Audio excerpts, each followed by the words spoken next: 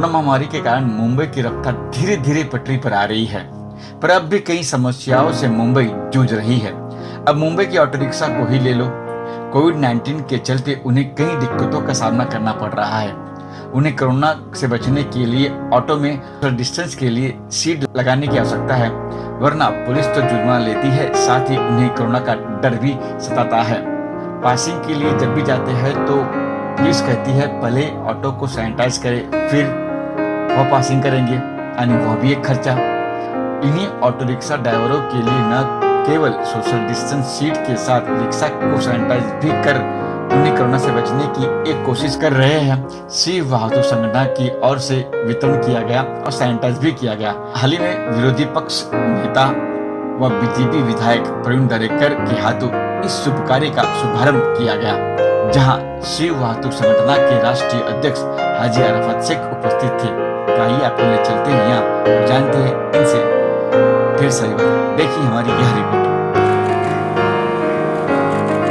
एक अच्छा काम आज हमारी नवभारत शिव भारती वाहतुक संगठन के नेता हाजी अरफत जी के माध्यम से हुआ है। जो सरकार का काम है, जो सरकार नहीं कर रही है, वो आज हाजी अरफत और उनके सहयोगी कर रहे हैं। क्योंकि आज एक कोविड संकट से पूरा त्रस्त हमारा रिक्शा वाला है। आज उसके खाने की चिंता है, तो ये पर्दा कहाँ से लाएगा, मास्क कहाँ से खरीदेगा, कहाँ से सैनिटाइज करेगा, और ये दुख निवारण करने का काम सरकार का था। सरकार का ध्यान नहीं, तो हाजी अरफत जी ने ये सैनिटाइजेशन करना, मास्क देना, ये सारी चीज़ आज हमारे रिक्शा वाले भाइयों के लिए कर रहे हैं। मुझे खुशी है, मैं उनका अभिनंदन करता हूं कि जो कष्टकरी रिक्शा वाला है उसको इस संकट में राहत दिलाने का काम और एक विश्वास दिलाने का काम कि आप डरो मत, आपके पीछे हम है, एक अच्छा संदेशा इस सेवा के माध्यम से गए। तो लगता है कहीं ना कहीं ये सरकार विफल हुई है। 100% सरकार विफल हो रही है। खाली माझं कुटुंब माझी जवाबदारी ऐसा होर्डिंग लगा कि जिम्मेदारी पार नहीं किया जा सकती है। आज आप 50 रुपये का मास्क नहीं दे सकते तो क्या जिम्मेदारी निभाएंगे आप? माझा कुटुंब तो माझा सरकार, मेरी जिम्मेदारी नहीं है क्या कुछ? आज सैनिटाइजेशन करने के लिए 100 रुपया कहाँ से लाएगा? आप नहीं कर सकते सरकार करके। तो मुझे लगता है जो सरकार की जिम्मेदारी से सरकार हट रहे, खाली बोल रहे हैं, तो मेरे को लगता है वह काम हमारी संगठन कर रही है, हाजी भाई के नेतृत्व में हो रहा है। और मुझे खुशी है जो सरकार ने करना चाहिए वो आज हमारी नवभारत शिव भारती संगठन कर रही है। तो हाजी सर कहाँ होगा ये? बिल्कुल, आज से जो शुरुआत हुई, पूरे जितने महाराष्ट्र के आरटीओ है, पूना, सांगली, सतारा, कोल्हापुर, मुंबई के सभी आरटीओ के अंदर आज से ये सैनिटाइज मशीन शुरू हो देना का काम शुरू किया। हमारा कार्यकर्ता गाड़ी के ऊपर सैनिटाइज करेगा, क्योंकि पिछले हफ्ते से कंपलसरी किया गया कि जब तक गाड़ी सैनिटाइज नहीं की जाएगी तो उसका पासिंग नहीं होगा।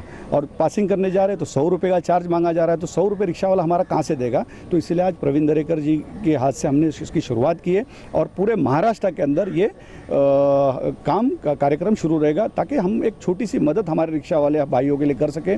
उनको मास्क देने का काम कर रहे हैं, सोशल डिस्टेंसिंग का पर्दा देने का काम कर रहे हैं, ताकि हमारा रिक्शा वाला जब घर जाए तो सेफ्टी जाए। वो हमारे परिवार से, हम रिक्शा वाले को मेंबर बोल के नहीं देखते, हमारा खानदान का व्यक्ति बोल के देखते कि हमारा खानदान का व्यक्ति है, क्योंकि ये हमारी मुंबई की लाइफ लाइन है। मुंबई में रिक्शा वाला, टैक्सी वाला आज जा रहा है, लोगों की खिदमत कर रहा है। ये सरकार का काम था, सरकार के ट्रांसपोर्ट मंत्री का काम था, लेकिन ट्रांसपोर्ट मंत्री रिक्शा वालों को भूल गए।